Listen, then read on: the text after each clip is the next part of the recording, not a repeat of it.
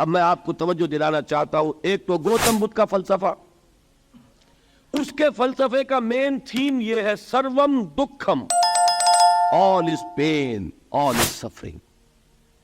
اور اس نے جو بھی اپنی محنت کی، یہ تو اللہ ہی بہتر جانتا ہے کہ اسے بعد میں ملا کیا اور کیا نہیں ملا. ایک بات آپ سے عرض کر دوں، گوتم بدھ کے بارے میں ایک بہت جید عالم میرے نزدیک بر صغیر پاک و ہند کے علماء میں، جو اس صدی کے علماء ہیں، ان میں ان کا بہت اونچا مقام ہے، مولانا مناظر احسن گیلانی رحمۃ اللہ علیہ. گیلان قصبہ ایک بہار کا، وہاں کے رہنے والے تھے. ان کی زندگی زیادہ گزری حیدرآباد دکن میں، عثمانیہ یونیورسٹی میں استاد رہے. انہوں نے گوتم بدھ کے بارے میں یہ لکھا ہے کہ میرا یہ گمان ہے کہ وہ بھی اللہ کے نبی تھے، اور اس کی دلیل دی. قرآن مجید میں ایک رسول کا ذکر آتا ہے، ذل کفل، اور یہ ذل کفل وہ ہے جس کے بارے میں ہمیں کچھ پتہ. قرآن مجید میں بھی ایک جگہ ذکر آیا ہے. نمبر 2 یہ کہ کسی حدیث میں اس کی کوئی ہمیں وضاحت نہیں ملتی، نہ حضور سے پوچھا گیا نہ حضور نے اس کی وضاحت فرمائی. اب یہ ذل کفل ہے کون؟ تورات میں جو نبیوں کے نام آتے ہیں ان میں سے کسی نبی کا نام ذل کفل کے آس پاس نہیں بنتا کہ یہ سمجھا جائے کہ یہ اس نام کی بگڑی ہوئی یا بدلی ہوئی شکل بن گئی ہے. تو انہوں نے جو کہا ہے وہ بات وزنی معلوم ہوتی ہے اس اعتبار سے کہ کپل وستو، کپل پے جو ہے وہ عربی میں ہے نہیں، وہ فے بنتی ہے. تو ذل کفل کے معنی کفل والا، اور یہ کفل جو ہے کپل والا، جس کو ہم کہتے ہیں کپل وستو کا شہزادہ. تو انہوں نے یہ کہا ہے کہ گوتم بدھ کے بارے میں یہ خیال، یہ میں عرض کر دوں کہ اس کو ہم یقین سے نہیں کہہ سکتے، یہ ان کا گمان ہے، خیال ہے، واللہ عالم کہیں گے ہم، لیکن امکان ضرور موجود ہے. قرآن کہتا ہے وَلِكُلِّ قَوْمٍ ہاد، ہم نے ہر قوم میں ہادی بھیجے. وَإِن مِّن قَرْيَةٍ إِلَّا خَلَا فِيهَا نَذِيرٌ، کوئی بستی ایسی نہیں دنیا میں جس میں کوئی نہ کوئی خبردار کرنے والا نہ آیا ہو. تو یہ ممکن نہیں ہے کہ وہاں نبی نہ آئے ہوں، لیکن ان کی تعلیمات اتنی بدل گئی ہے کہ ہم ان کو پہچان نہیں سکتے. حضرت مسیح علیہ السلام کی تعلیمات اگر عیسائیوں سے ہم سمجھیں تو کبھی بھی انہیں اللہ کا نبی نہیں مان سکتے. یہ تو قرآن مجید میں آ کر حضرت مسیح علیہ السلام کی اصل حقیقت ہم نے پائی، ورنہ تو خدا کا بیٹا ثالث و ثلاثہ، ان کو کیسے ہم مانتے؟ لیکن یہ کہ قرآن نے بتایا. تو جان لیجئے ہو سکتا ہے کہ گوتم بدھ بھی اللہ کے نبی ہو، لیکن ہو سکتا ہے کہ درجے میں کہیں گے، یقین سے نہیں کہیں. بہرحال گوتم بدھ نے اس دکھ، رنج، صدمہ، غم جو انسان کا مقدر ہے اس کا مشاہدہ کیا، اور پھر تپسیائیں کی، علم حاصل کیا، رشیوں منوں کے پاس گیا. اس نے کوشش کی کہ معلوم ہو سیلویشن کا راستہ کون سا ہے، اس دکھ سے نجات پانے کی کوئی سبیل بھی ہے کہ نہیں، اس غم سے، اس نجات سے، اس اندھوں سے انسان کسی طریقے سے چھوٹ سکتا ہے یا نہیں. اسی کو سیلویشن کہتے ہیں انگریزی میں، اسی کو ہندی میں نروان کہتے ہیں، اسی کو عربی میں نجات کہتے ہیں. ان نجات معلقۃ بمجموع هذه الاشیاء، میں نے امام رازی رحمۃ اللہ علیہ کے الفاظ میں آپ کو لفظ بتایا، نجات کی راہ. اچھا، جدید فلسفوں میں جن حضرات کو دلچسپی کی بات ہے انہی کے بارے میں یہ عرض کر رہا ہوں. جدید فلسفوں میں بھی ایک فلسفہ ہے وجودیت، ایگزسٹانشلزم. آپ نے نام سنا ہوگا سارترے، یہ فرینچ فلسفر، اور اس وقت دنیا میں جو نوجوان نسل ہے وہ بہت زیادہ متاثر ہوئی ہے سارترے کے فلسفے سے. کرکیگارڈ پرانے دور میں اور سارترے اس دور میں، ان کے فلسفے کا نام ہے وجودیت، ایگزسٹانشلزم. اس کا مرکزی خیال بھی یہی ہے، انسان کے لیے دکھ ہی دکھ ہے، صدمہ ہی صدمہ ہے، رنج ہی رنج ہے.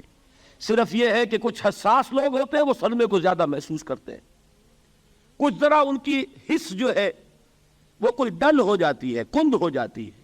وہ جو غالب کا شعر میں نے آپ کو سنایا کہ مشکلیں اتنی پڑی مجھ پر کہ آسان ہو گئی، ورنہ یہ ہے کہ انسان سوچے تو دکھ ہے.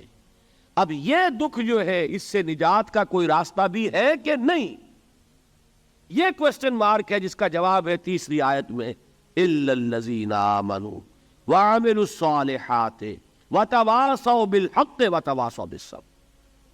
جو ایک نا امیدی کی کیفیت طاری ہوتی ہے، وَالْعَصْرِ إِنَّ الْإِنسَانَ لَفِي خُسْرٍ، زمانے کی قسم ہے تمام انسان برباد ہونے والے ہیں، تباہی میں ہیں، گھاٹے میں ہیں، ٹوٹے میں ہیں.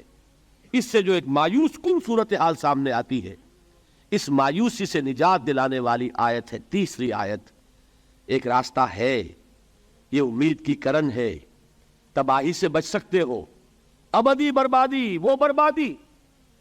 یہاں تو یہ ہے کہ ہم نے مشقتیں اٹھا لیں، فقے جھیل لیے، تکلیفیں برداشت کر لیں، سمے برداشت کر لیے، لیکن موت آئی، اس کا خاتمہ ہو گیا۔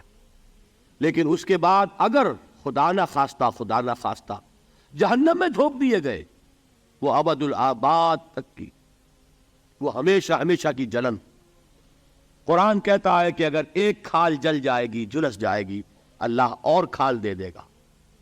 دیکھیے یہ بھی جدید دور میں آپ کو معلوم ہوگا، بورس بکائی نے جو کتاب لکھی ہے، دی فرینچ سرجن، اس نے ثابت کیا ہے کہ قرآن مجید نے جتنے نیچرل فینومینا کا حوالہ دیا ہے وہ بالکل سائنس کے مطابق ہے۔ آج ہمیں یہ معلوم ہے کہ حس جو ہے وہ صرف کھال میں ہوتی ہے، کھال حساس ہوتی ہے، کھال اتر جائے نیچے جو ہے گوشت جلے گا، آپ کو تکلیف نہیں ہوگی۔ معلوم قرآن نے کہا ہے کہ جب کھالیں ان کی جھلس جائیں گی، ہم نئی کھال دے دیں گے تاکہ وہ سوزش جو ہے، وہ جلن کا احساس برقرار رہے، وہ ختم ہونے نہ پائے۔ حالانکہ اس کی ضرورت نہیں ہے، اگر اندر کا گوشت بھی حس والا ہوتا تو پھر کھال دوبارہ عطا کرنے کی ضرورت نہیں ہے، گوشت جلے گا، اس سے بھی جلن کا اور سوزش کا احساس ہو جائے گا۔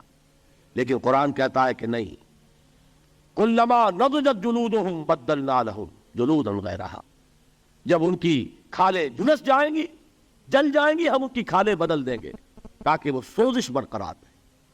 ثم لا يموت فيها ولا يحيا، پھر نہ وہ اس میں جی سکے گا نہ مر سکے گا، نہ زندوں میں ہوگا نہ مردوں میں ہوگا۔ موت کو پکارے گا، کاش کہ موت آ جائے جو مجھے اس مشقت سے اور مشکل سے چھٹکارا دلا دے۔ وہ موت جس سے اس وقت ہم بھاگتے ہیں، اگر خدا نہ خواستہ اس جہنم میں جھونکے گئے تو پھر موت کو پکاریں گے اور موت نہیں آئے گی۔ اس عذاب سے، اس ابدی ناکامی سے، اس خسران سے، اس ابدی ہلاکت سے بچنے کا کوئی راستہ ہے؟ وہ جو میدان حشر میں پکاریں گے لوگ، این المفر، کوئی جائے فرار ہے، کوئی جائے پناہ ہے؟ وہ جائے فرار، وہ جائے پناہ اس دنیا میں اللہ نے ہمیں عطا فرمائی، اسی کا نام صراط مستقیم ہے۔ الا الذین آمنوا وعملوا الصالحات وتواصوا بالحق وتواصوا بالصبر، ایک راستہ ہے، اس کے یہ چار نشان ہائے راہ ہو، سنگ ہائے میل ہے۔ پہلا ایمان، دوسرا عمل صالح، تیسرا تواصی بالحق، چوتھا تواصی بالصبر۔ اس صراط مستقیم پر بچو گے، نروان حاصل ہو جائے گا، نجات حاصل ہو جائے گی، کامیابی سے ہمکنار ہو جاؤ گے، اس ابدی خسران سے نجات پا جاؤ گے